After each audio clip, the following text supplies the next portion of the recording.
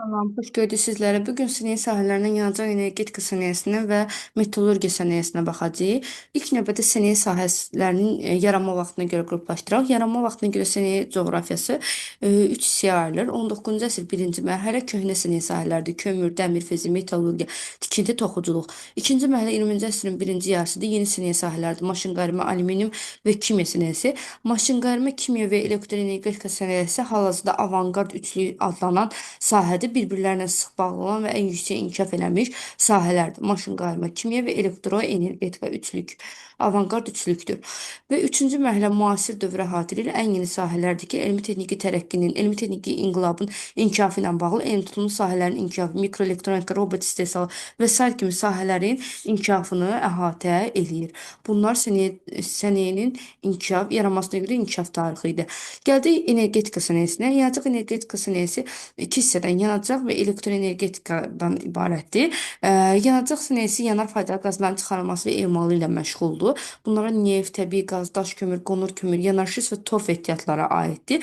Bu faydalı qazların istilik vermə qabiliyyəti müxtəlifdir. Yanar manşa faydalı qazların istilik vermə qabiliyyətlərinə görə vahid şərti təyin olmuş yanacaq vahidimiz daş kömürdür. 1 kiloqram daş kömürdür ki, 7000 kilokalori istilik elektrik enerjisi verir.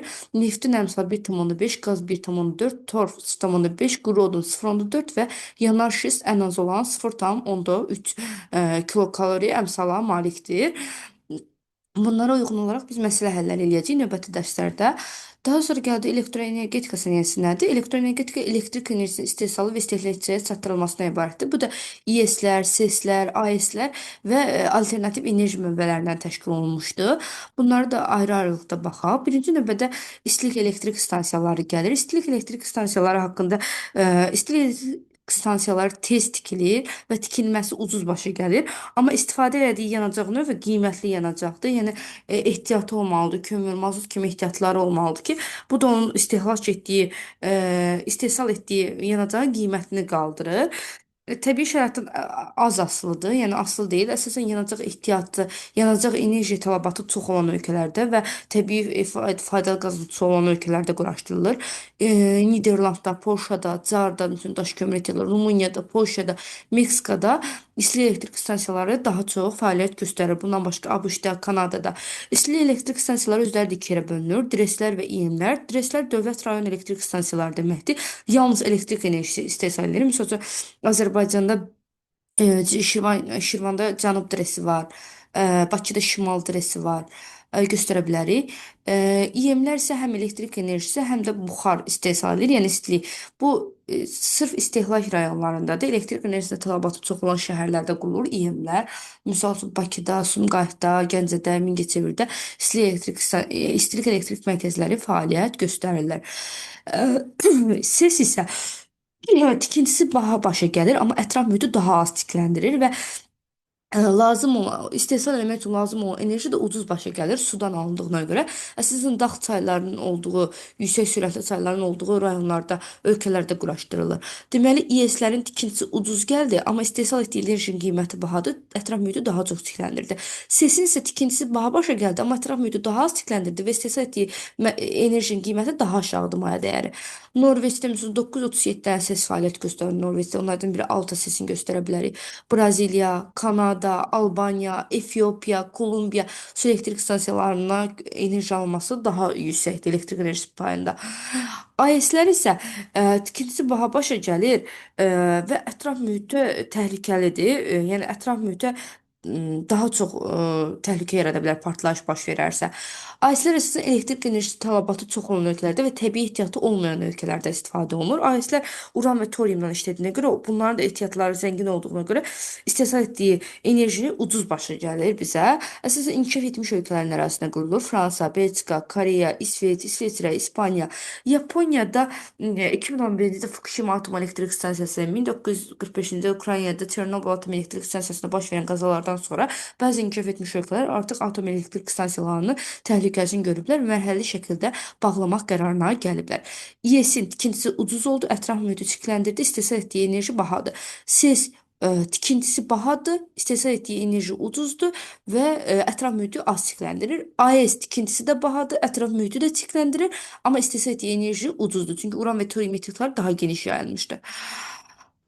Daha sonra keçdik. İES-lərin üstün olduğu ölkələr hansı ölkələrdir? Xəritə ilə baxaq. Meksikadır, Niderlanddır, Polşadır, Rumıniyadır, Çindir, Cardır. Elektrik enerjisi tələbatının çox olduğu və təbii ehtiyatın olduğu ölkələrdədir.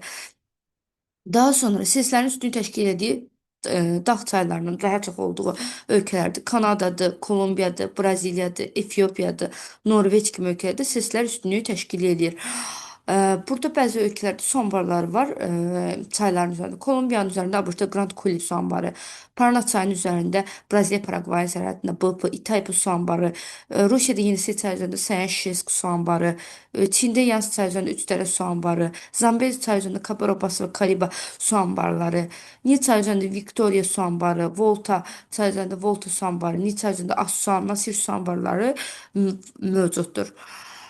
Daha sonra AES-lərin üstünlüyü təşkil etdiyi ölkələr Fransadır, Belçikadır, Koreyadır, Yaponiyadır, Ukraynadır və amma Yaponiya, Ukrayna artıq istehsalında azaldılar.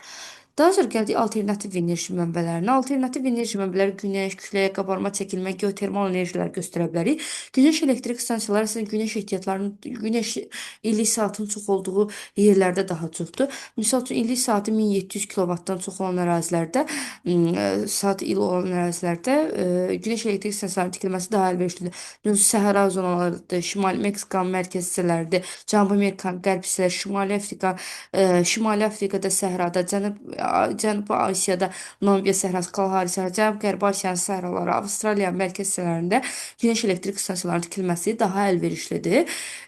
Burada ABŞ-da Kaliforniya ştatında ən böyük günəş elektrik stansiyaları tikilib. Bunlar Star Günəş elektrik stansiyası, Topaz və Sunlight Farm günəş elektrik stansiyalarıdır.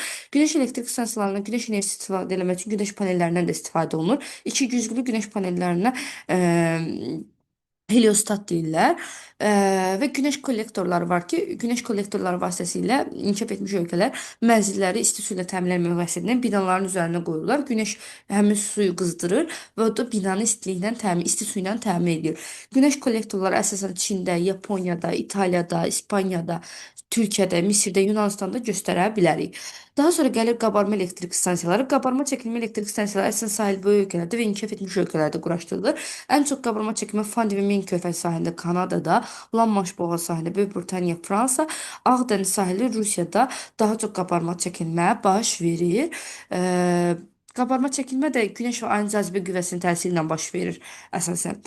Daha sonra külək elektrik stansiyaları var ki, küləkli yerlərdə tikilir. Bir turbin 600-800 evi elektrik enerjisindən təmin edə bilir. Külək elektrik enerjisini qurmaq üçün orta illik sürət, küləyin orta illik sürəti 4,5 metr bölü saniyə olmalıdır. Ən çox külək enerjisi, elektrik enerjisinin payına Danimarka və Niderlandın payına düşür. Azərbaycanda da külək elektrik stansiyaları tikilmək üçün əlverişli yerlərimiz var. Abşeron yarımadası və Kiçik Qafqazın şimal-qərbi əlverişlidir. Daha sonra gəldik geotermal enerji, yerin daxili enerjisi hesabına elektrik enerjisi alan ölkələrdir. Bunlar qeyzerlər olan ölkələrdə daha çoxdur. ABŞ-dır, Meksikadır, vulkanlar, İslandiyadır, Rusiyada bu Kamçatka yarımadası hissəsində, Sakhalin adasında, Yaponiyada, İndoneziyada, Yeni Zelandiya geotermal elektrik stansiyaları ilə zəngindir. İtaliyada Toskana bölgəsində Toskana geotermal elektrik stansiyası da fəaliyyət göstərirdi. Daha sonra gəldik növbəti slayda. Enerji istehsalında bir də alternativ enerji mənbələrindən istifadə edən bioenergetika var. Bioenergetika alternativ enerji mənbələrindən istifadə edir. Ətraf mühitə daha az zərər verir və tükənməyən enerji mənbələridir. Daha doğrusu tükənən və bərpa olunan enerji mənbələridir. Bioyanacağın da üç növü var. Bərk, maye, qaz halında olur. Bioyanacaq bərk, maye, qaz halında.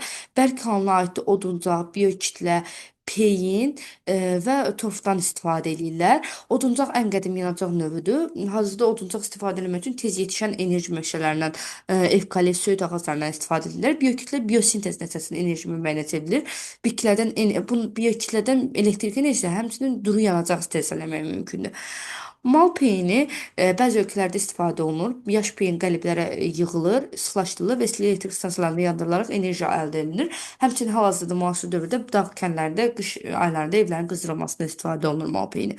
Və torf Almaniyanın şimalında torf hasil olunur. Torfdan qranul əldə edirlər. Qranul belə bir yanacaq növüdür və o da evlərin qızdırılmasında, mənzillərin qızdırılmasında istifadə olunur. Qranulun ən iri istehsalçıları Avropada İsveç, Almaniya, Avstriya və Asiyada Çindir.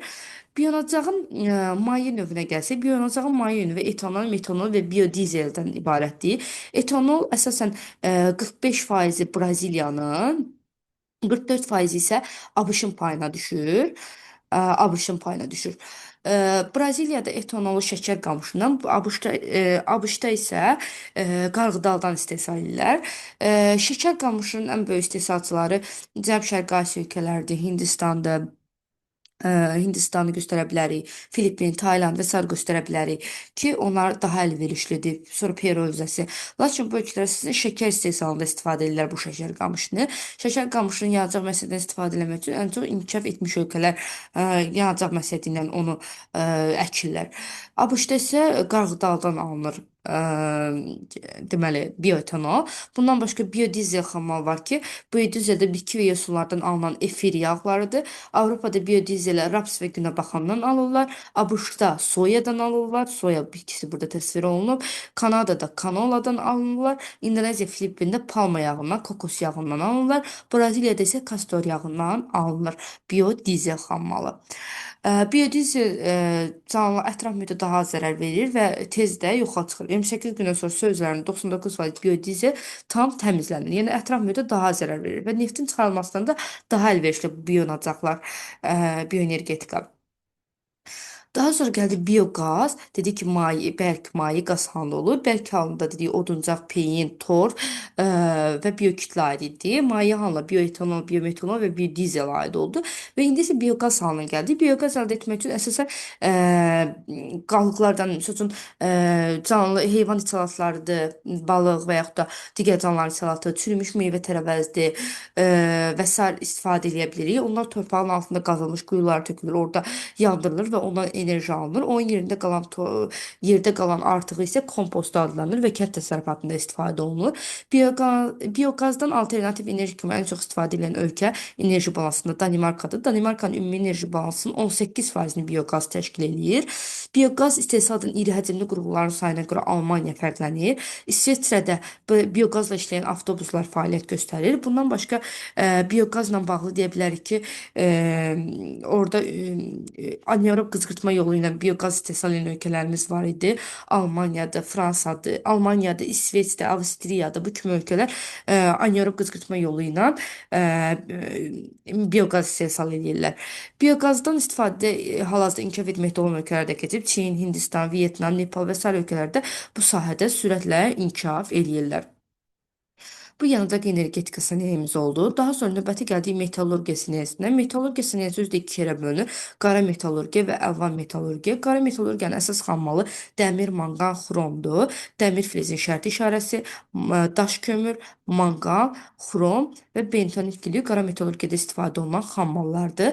Qara metallurgiyanın istehsal mərhələləri hasil olunur, saflaşdırılır, konsentrat halına gətirilir, çuqun alınır, çuqunla polad düzəldilir, poladdansa boru polad lövhələri, reys, armatur hazırlanır. Yəni qara metallurgiyanın əsas məhsulları boru prokat, polad lövhələri, reyslər və armaturlardır.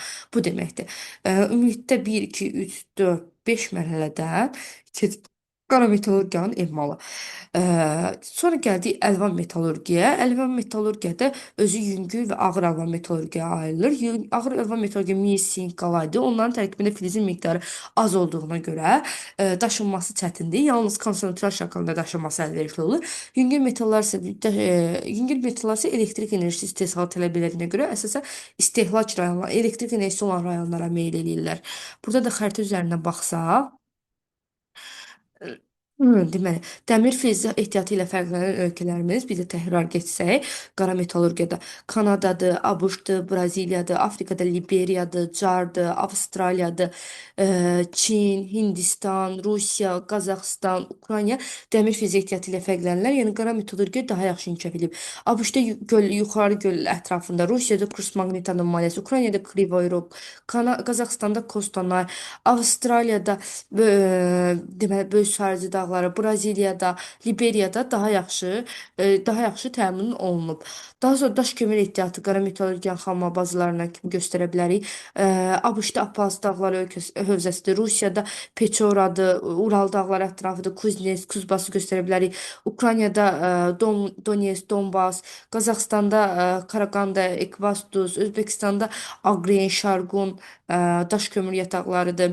Türkiyədə Eregli, Onquldağdır, Polşada Sileziyadır, Almaniyada Rurdur, Sardır, Avstraliyada Böyük Sarıcı dağlarıdır, Carda Kap dağları ətrafındadır, Kolumbiyada həmçinin daş kömür ehtiyatları ilə fərqlənən olan ölkələrdir. Daha sonra metallurgiyanın əsas xam olmaları manqan və xrom idi. Manqan ehtiyatına görə Braziliya, Car, Hindistan və Ukrayna seçilir. Xrom ehtiyatına görə Türkiyədir, Filippindir. Xrom ehtiyatlarıyla zəngin olan ölkələrdir. Gəldiyi əlvan metallurgiya bir neçə kateqoriyaya bölünür. Yüngül əlvan, ağır əlvan bayaqlar dedik. Yüngül əlvana aid olan alüminium, maqnezium, titan əsasən enerji mənbələrinə meyl edirlər. Yüngül əlvan metallurgiya bazaları. Ağır əlvan metallurgiya mis, sink, qurğuşun, qalay, nikel əsasən xammal mənbələrinə meyl eləyirlər. Sonra çətin əriyən əlvan metallurgiya wolfram, molibden, nadir əlvanlara uran, germanium, torium, qiymətli əlvanlar qızıl, gümüş, platinin nümunə göstərə bilərik. Alüminium istehsal etmək üçün əsas məhsullar boksit, nefelin, alinit lazımdır. Bu da boksidin işarəsidir. Alüminium istehsal mərhələləri 5 mərhələyə ayrılır. Hasilat, saflaşdırma, konsentrat hala gəlir. Alüminium oksid alınır və saf alüminium əldə edilir. Alüminium xam malı çıxaran ölkələr, inkişaf etməkdə olan ölkələrdir. Surinam, Guyana, Yamayka, York yarımadası və s. Alüminium özü istehsal edən ölkələr isə inkişaf etmiş ölkələrdə əsasən.